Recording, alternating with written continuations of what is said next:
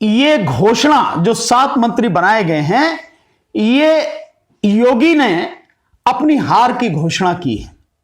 ये मंत्रिमंडल की घोषणा नहीं है, ये मोदी और योगी और भाजपा की हार की घोषणा है। 3 महीने रह गए हैं और 3 महीने पहले आप मंत्री बना रहे हो और बड़ा उसका तमाशा देखो, आप 7 मंत्री बना रहे हो लेकिन कैबिनेट मंत्री केवल 1 बना रहे हो। वो कौन है? ब्राह्मण। उसको कैबिनेट मंत्री बनाया गया। और बाकी कौन है? वो बाकी हैं ओबीसी के लोग। 3 ओबीसी हैं और 3 वो हैं एससी के। बीजेपी जो ये कर रही है, ये यूं कहा जाए कि योगी जी ने जो मंत्रिमंडल का विस्तार किया है, इन जातीय समीकरणों को लेके ये जनता इतनी नासमझ नहीं है।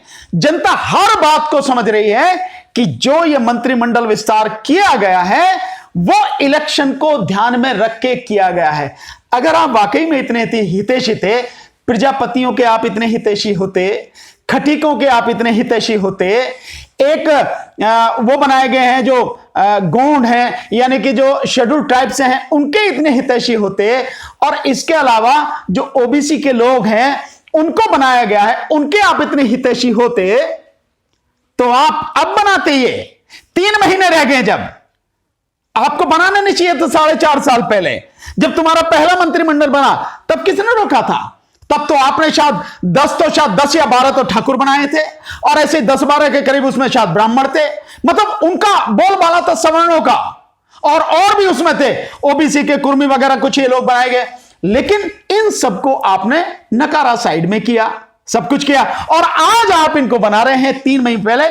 मुझ समझाया कि जनता को बिल्कुल इतना भी नहीं समझते लोग, सब जानते हैं, सब समझ रहे हैं, और इस राजनीतिक झांसे में आने वाला नहीं है।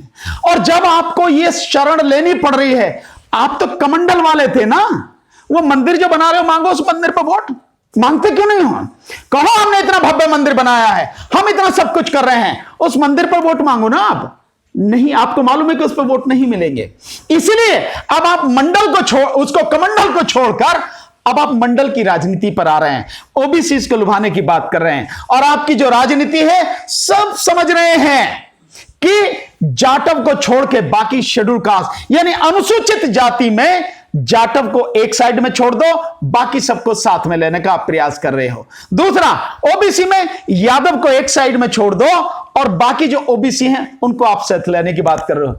लेकिन अगर ये ओबीसी में ये यादव जो 11% है, जाटव जो 13% है, और मुसलमान जो 19 से 20% है, 19.5% है, ये सारे अगर मिल गए तो क्या हाल होगा तुम्हारा? भाजपा का क्या हाल होगा? और ये होना है, इनको मिलना पड़ेगा। इन लोगों को जो जाटव हैं, यादव हैं और जो मुस्लिम हैं, इनको मिलना पड़ेगा, और जो ओबीसी और एससी के जो और लोग हैं उनको साथ में लाना पड़ेगा। उनको साथ में लाके बीजेपी को हराना पड़ेगा, सत्ता से बाहर करना पड़ेगा, और ये होगा।